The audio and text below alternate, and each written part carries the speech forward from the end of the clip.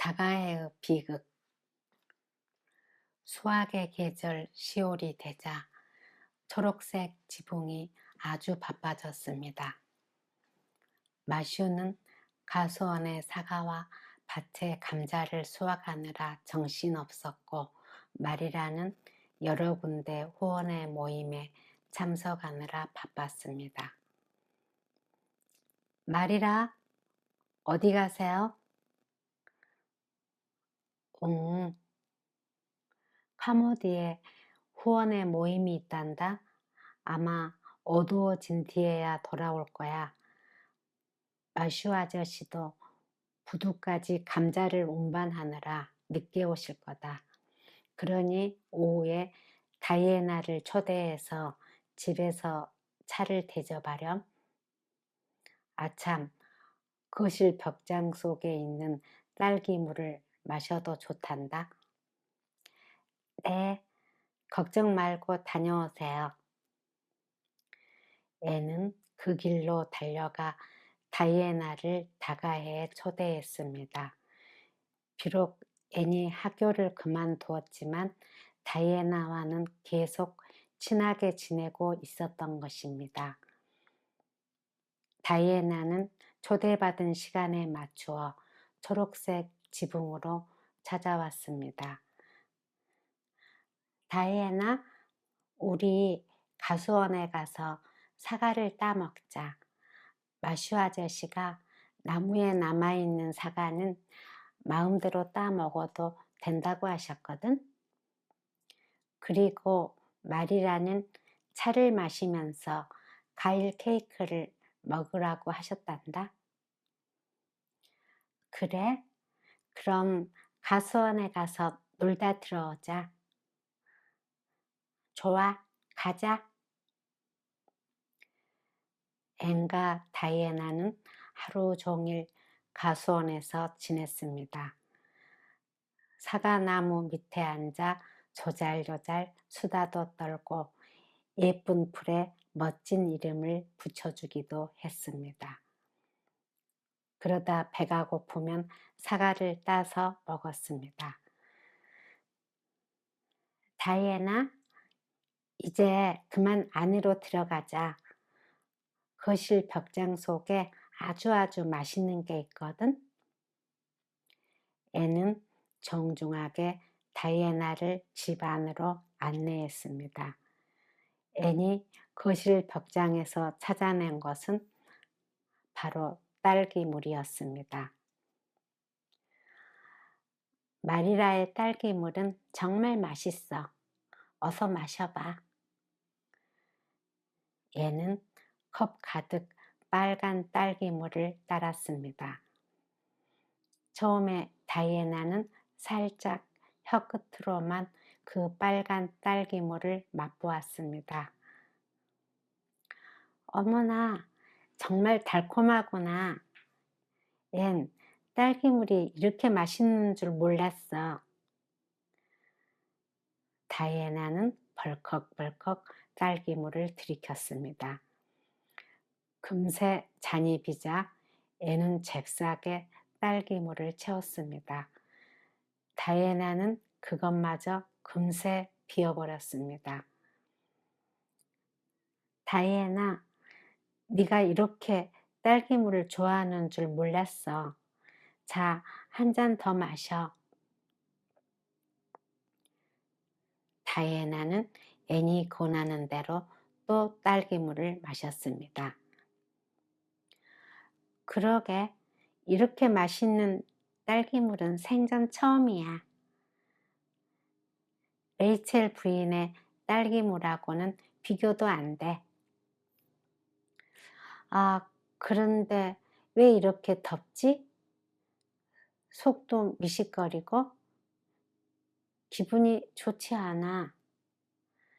자리에서 일어나려던 다이애나는 비틀거리며 도로 주저앉았습니다. 다이애나, 왜 그래? 어디 아픈 거야? 몰라. 얜 아무래도 이상해. 집에 가야겠어. 다이애나는 똑바로 서지도 못했습니다. 애는 자꾸 비틀거리는 다이애나를 부축해 집까지 바래다 주었습니다. 도대체 다이애나가 갑자기 왜 그런 거지?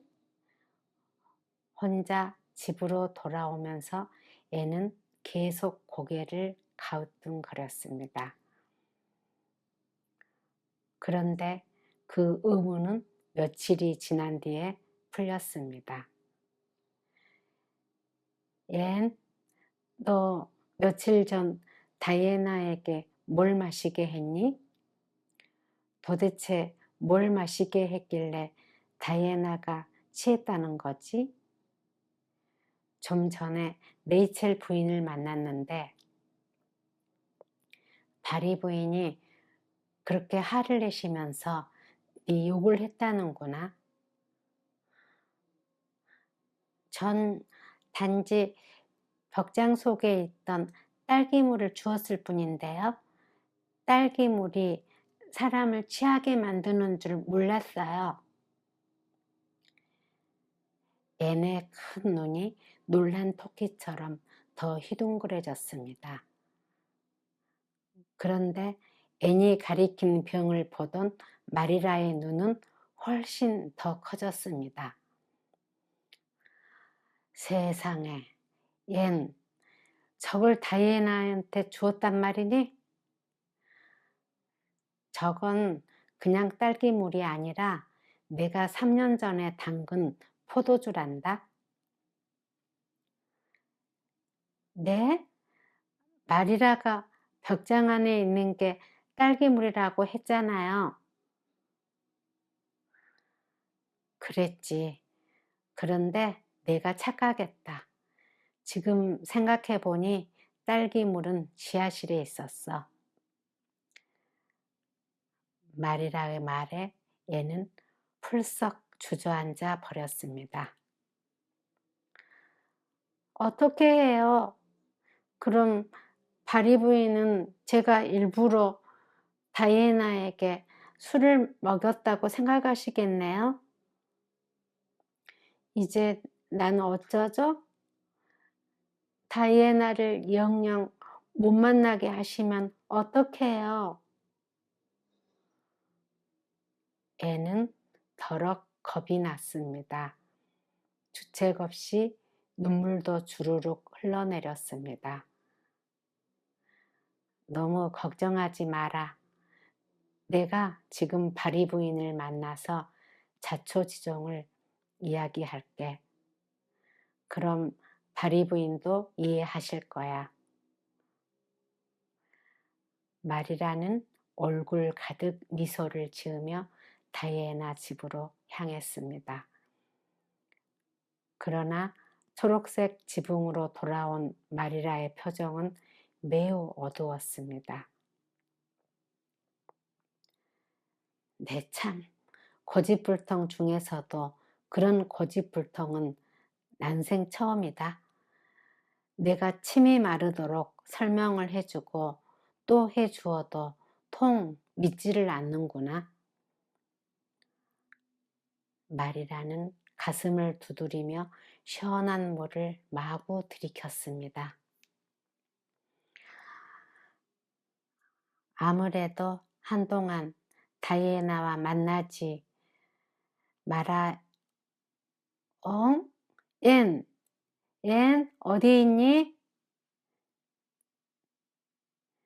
집안 어디에도 앤의 모습은 보이지 않았습니다. 앤은 벌써 통나무 다리를 건너 다이애나 집 앞으로 달려가고 있었습니다.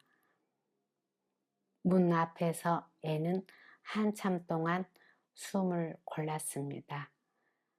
잠시 후 앤은 조심스레 노크를 했습니다. 누구세요? 바리 부인이 상냥한 모습으로 문을 열었습니다. 그러나 앤의 모습을 보자 얼굴이 금세 험악하게 돌변했습니다. 네가 여기는 무슨 일이냐? 아주머니, 제발 용서해 주세요. 다이애나를 일부러 취하게 할 생각은 없었어요. 진짜예요. 저는 그 병에 있는 게 그냥 딸기물인 줄 알았답니다. 그러니 제발 다이애나와 계속 친구로 지낼 수 있게 해주세요. 네? 애는 두 손을 모아 기도하듯 애원했습니다. 듣기 싫다. 넌 원래부터 우리 다이애나와 어울리는 아이가 아니었어.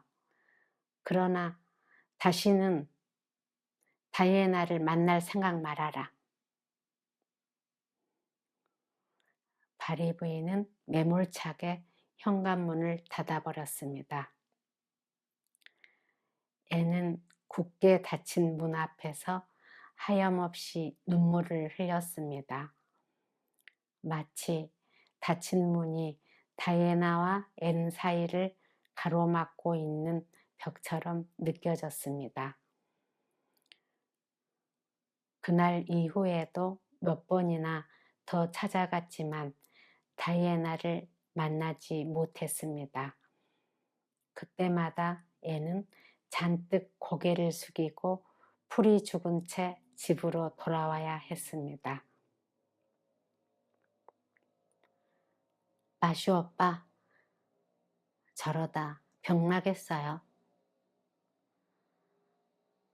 친구를 잃게 생겼으니 상처가 클 거야.